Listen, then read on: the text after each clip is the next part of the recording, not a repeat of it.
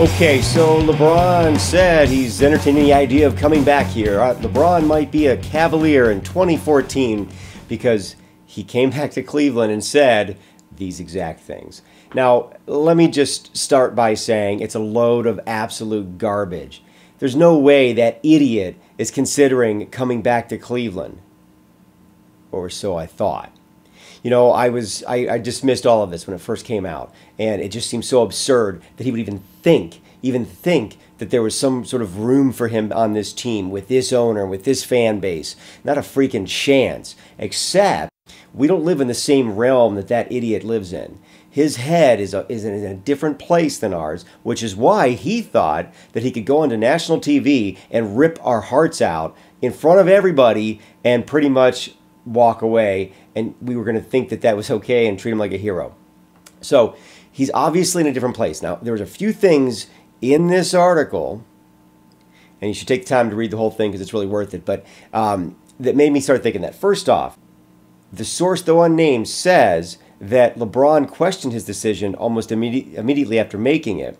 And also, he has been unhappy in Miami. Now, why would he be unhappy in Miami? Well, his entire career in the NBA, he's been catered to. He has been basically a king in a town. In Miami, he is not. In Miami, he has received a lot of resistance, a lot of frustration that he doesn't feel that he deserves. And this is alongside the fact that he was not able to get the job done last year in the crucial games of the finals, just like he couldn't do here. So he is being questioned, and he's become a villain. He's never been that in his entire life. He's been loved and cherished, and everybody wanted to be like LeBron. Everybody wanted to be part of LeBron, and everybody wanted to elevate LeBron. So these things start making me think that this guy isn't happy. And when he came to an away game to play the Cleveland Cavaliers, he came home and he stayed in his own home, his palace that he's built there. Was it right outside of Fairlawn? And I'm not going to say the guy's going to be back here in 2014. Let me just say there's a chance he wants to.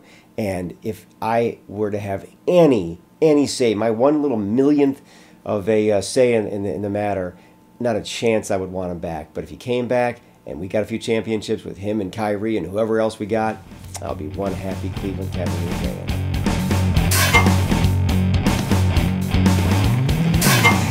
All right, let's just stay in the world of basketball.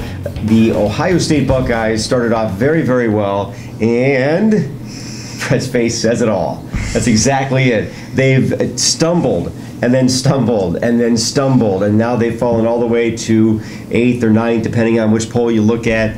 And it's kind of embarrassing, to tell you the truth. I mean, this was supposed to be the team. Last year, you know, they were a great team. They went into the playoffs, and they just got embarrassed then. And we all said, well, they were young. They made some mistakes. They learned.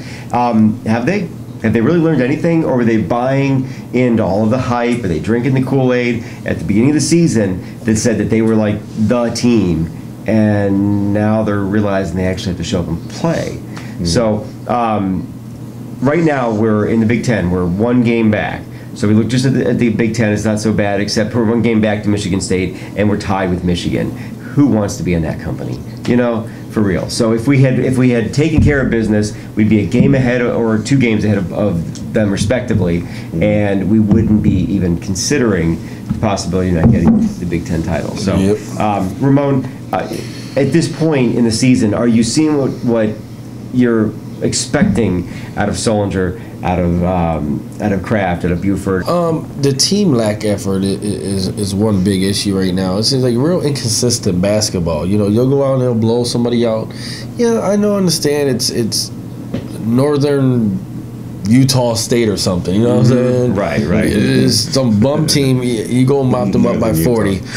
But the games you should be tearing up, like Michigan, you should be blowing these people out, man. You know, Illinois, you should be killing these teams. But you know what? I gave up on this team last year, and I told them I wasn't gonna drink the Kool-Aid. I wasn't gonna get hyped on them because they disappoint me every year. Every time I feel like they're gonna win this game and they should win it, they find some way to lose. You know, Eric Kraft, they're turning Kraft into the old traditional point guard, the passer. You know. But, you know, if he's not getting any looks or anything like that, you know, he's not getting other players are scoring points when he passes them. It kind of falls on him a little bit. You know, hey, you make these passes. You know, Sullinger is number one. You know, the biggest disappointment as of lately is Buford. I think. I think he is one. He's needs to step up his game just a little bit more. In fact, a lot more actually. You know, because they went from second, they went down to fifth, and now they're ninth, and it's just like, what are you guys doing here? You know, and I think Buford is the one, because when Sullinger and Buford both score points, 20 points or more, that Ohio State team is dynamite. You know, everything's flowing, all the wheels are clicking, you know, we're rolling. It's just, I think Buford is just had an off, like, 2 weeks, I think. Well, you know, and we got to give BLO on the Facebook fan page a shout out, because he's actually called this out a couple times, that there's just a tremendous amount of inconsistency from our senior, from the guy that's supposed to lead us and direct us and take the younger guys to the place they need to be mentally and physically and emotionally. And from him, we're getting kind of a guy that shows up and thinks he can just do his job and go home, you know. And I know that I'm putting a lot of I'm assuming a lot there, but that's just what it looks like. And especially when you watch the Michigan game, it just looked like that. It just felt like that. There was no aggression, there was no hustle, there was no intensity. And why are you not intense if you're playing your, you know, what is, if not their bitter rival, at least the school's bitter rival? Somebody out, and then we come back and get mopped ourselves, you know. But I don't see this team making it far, especially the way these teams are playing now. And this is the teams you want to see. You got to be scared of, are the teams that are hot right now, leading into the tournament. You know, like, we're struggling now. You don't want to go into the tournament struggling. Okay, but let me just rewind to this point last year. Remember where we were this point last year? We were the team that was hot. We were the team that was out of control. We were the team that everybody feared. And what happened to every team that everybody feared? They got wiped out early on, and all the little teams that struggled and fought were struggling and fighting in the tournament. Maybe this is good for us, because we're going to go into it without a head of steam and thinking we've got to fight and claw our way to stay into this tournament and even just to have a chance at getting to the big game. Okay, so I can say it right now. The baseball season is officially starting. All right. All right, there we go. I don't clap for preseason. This is the beginning of the season. This is the beginning. We get excited, then there's a big lull where nothing happens, and then we get excited when opening day happens, then there's a big lull where it doesn't matter, and then we get excited when we think we have a chance, and there's a big lull when we realize we don't. That is what we're up against. So that is Indians baseball. Sad when you're gearing up for fucking preseason.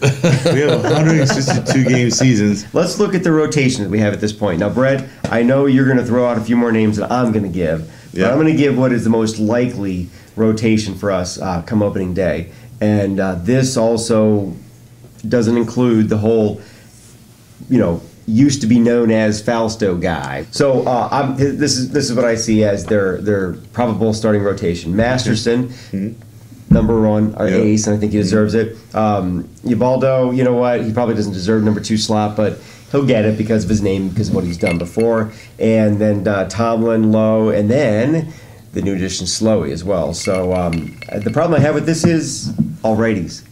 Not a lefty in there. Yeah. Damn, you're right. They're all righties. Yep. I mean, that's where like McAllister will come in. David Huff will probably come in. But I mean, I don't see my rotation quite too off from yours. I think I do have Tomlin and Jimenez switch, though. I think Jimenez would be a nice 3-starter. Then I have Lowe. Then I have Huff after that. I have Slowey after that. I put Slowey at the end there. You know, with the acquisition of like Garland now as a minor league contract, that gives the Indians a lot of pitching rotation, a lot of pitching prospects, and that's what I like to see this year. I like Masterson. He's only getting stronger every year. Same thing with Tomlin and Ubaldo. You know, gave us half a season last year. So, right. I like the potential rotation this year. Besides that, they're all righties. I'm more excited this year than I was at this point last year with the starting rotation. and that is assuming that we're going to get some good stuff out of Masterson, Ubaldo, and Tomlin. Now, Lowe and Slowey, they're your fourth and fifth slot, and I think you'd kind of alluded to this, but sort of a rotation where we might have some guys kind of coming in and going at that lower part of the rotation, and I'm okay with that. Used to have Gomez, who shined for Columbus and came over and signed for us. McAllister is also Zach McAllister, who signed for us. Too bad he got injured last year. And again, David Huff, who came up here, had some outstanding wins against Chicago, against Minnesota. But this is going to be those lower two, if they can stay healthy, is going to be the rotation. The rotating rotation. I think that's what we're looking at. Well, one other thing, Ramon, that I think is kind of interesting. Trevor Crow is actually competing for a spot on our team. Now he was a number 1 pick, 6, I think. Is that right? 6. And never quite amounted to much, but he's a guy that has a lot of potential, and I think it's nice to see the Indians sort of trying to give a guy like that sort of a third chance at this point. So I like that kind of stuff. There are some other good things that are going on with the team. You got ACTA out there saying you can't sell dreams, and he's talking about to the fans, and so you need to make concrete core changes to make something happen. And I like that attitude, and I like the way he put that as well. Are you feeling good about this team so far? I know it's still early. Of course, it doesn't matter at this point, but there's a lot of that sort of intricate detail stuff that's already in place that we're going to see sort of flourish as the preseason starts to come to fruition. Well, with you guys' lineups there, I don't see Ubaldo being second or third. I got him as my number 1. As you can see, they went out and spent some big time dough. So look for him to be number 1. You think just for the dough factor? Yeah, You don't put that. You don't put that kind of money just in for somebody to be your third number 3 in the rotation. He's always been a number 1 his whole career. So 1 is where he's going to be. Maybe Masterson 2. Tomlin 3, obviously, but other than that, those are your top 3 guys. Lowe maybe 4. They went out and got him, old guy, but look for him to be either 4 or 5. Let's just do it. Yeah. All right. Let's spend a quick minute on this. Okay. All right. Of course, it's a big talk. Everybody knows the story. Who cares? We don't need to relay that. But is there any? Are you looking at a Tebow situation with Jeremy Lin, where everybody doubts him and the kid continues to move on and trudge forward and prove he can win games, and nobody believes in him except for his core group of fans? Or is this really a great NBA player that just got overlooked and mismanaged up until this point in his career? I'll take it. Go ahead. I think he got lucky and fell into a situation that fit his game. A lot of players that go on teams just don't fit right. You can get drafted and you can be on a team, and he got cut for a lot of other teams because they thought his game fit their style of play. Where over there in New York is like they had nothing going on. They were losing. And what is their style of game? Their style of the game was, we have nobody else to play right now. Yeah, exactly. Can you play? Yes, I can. Okay, please play. Oh my God, you just put up 30+ points against Kobe and the Lakers. I see this as a trade. Carmelo? No, with Lin. No, I don't think it's going to be a trade. It's going to be a trade. Those fans would storm that main office and they would throw that out. He gives you 2 good weeks, and you're all over this guy? It doesn't matter. The fans come to see them. Yeah. And you could. And this is. I'm not in New York. I'm not a New York fan. No, the fans still came, even though Lin was not playing. He gave him 2 weeks of 3+ 20-point games. He's going to be on the trading deadline. He's going to be on the trading block.